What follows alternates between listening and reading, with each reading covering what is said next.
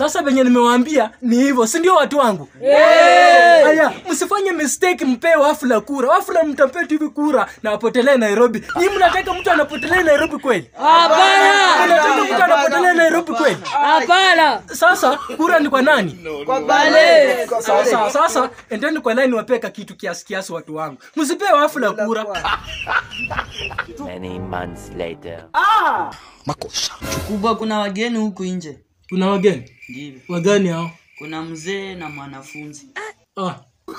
Ni watu kusumbua mafi. Sasa mimi nitatoa wapi pesa kwa pesa hii? Ndio nimeingia kazi nitatoa wapi pesa? Wewe waambie niko meeting, sawa? Sawa. 6.5 hours later. Kubwa bado wako huku nje. Au kuenda?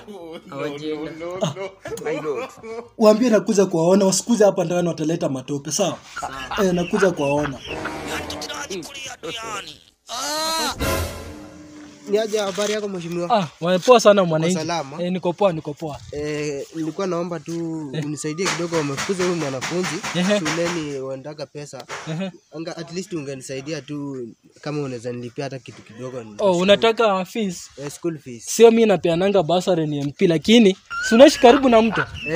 Mcheba hiyo uko chini huko. Unaishi kwa mto? Sasa fanya hivi. Wewe utoe mchanga uze upate fees, sawa?